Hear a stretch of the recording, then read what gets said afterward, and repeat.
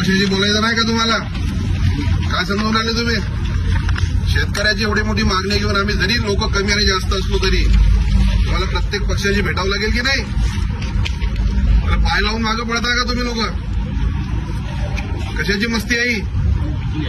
कशाची मिटिंग आहे? आतापर्यंत होते त्यांना निरोप दिला होता ना आम्ही. आम्हाला निरोप दिला पाहिजे होता ना की साहेब बाहेर झाले आम्ही त्याला भेटलो असतो. येऊ पळवापळवीचे धंदे चालू केले का इथे? आता राजकीय पक्षाचं जर तुम्हाला निमंत्रण आलंय की आम्ही येतोय तर तुम्ही बोलायला नको का? हे कोण आहे? ते कुठे गेले? सांगून गेले का आम्हाला? आम्ही त्यांच्यासाठी आलो ना, वेळ घेऊन आलो ना. फक्त पळापळीचे धंदे करायचे. घरची खेती आहे का की कर्मचारी आहात तुम्ही? अधिकारी आहात? लोकांच्या टॅक्समधून पगार होतो ना तुमचा.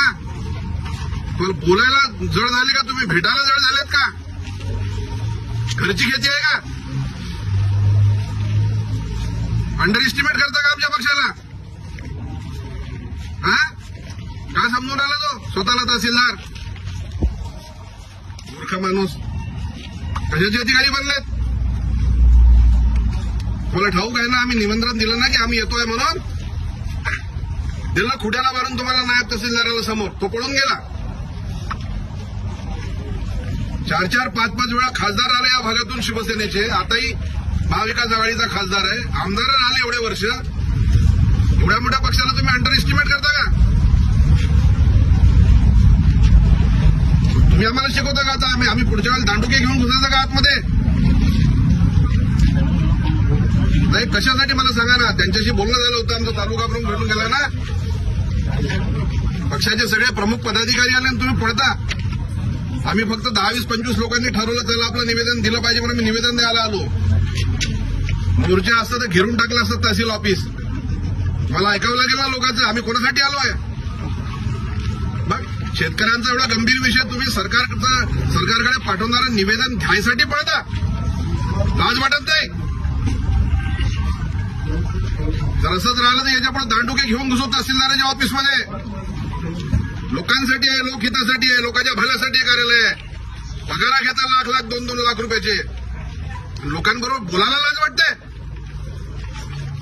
हा काय प्रकार लावला नवीन या तालुक्यामध्ये? चकलतबाजी वाटली का? आम्ही कंचे खेळायला आलो इथे? बोलला पाहिजे की नाही तहसीलदार?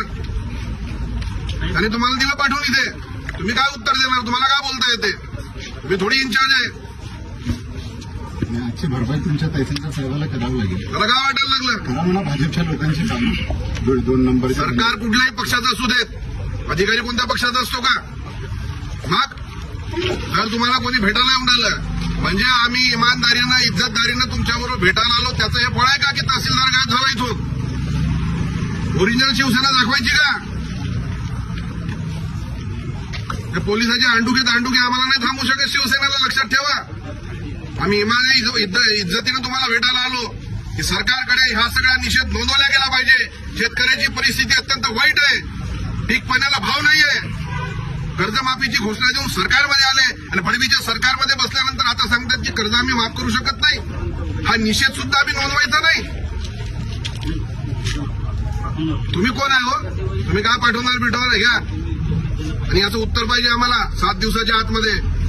आणि पुढच्या वेळेचा मोर्चा असा राहणार नाही. लक्षात ठेवा. पळापळीचे धंदे बंद करा. सगळ्या रेतीच्या धंद्यापासून सगळ्या 2 नंबरच्या धंद्याला सपोर्ट करता रात्रभर.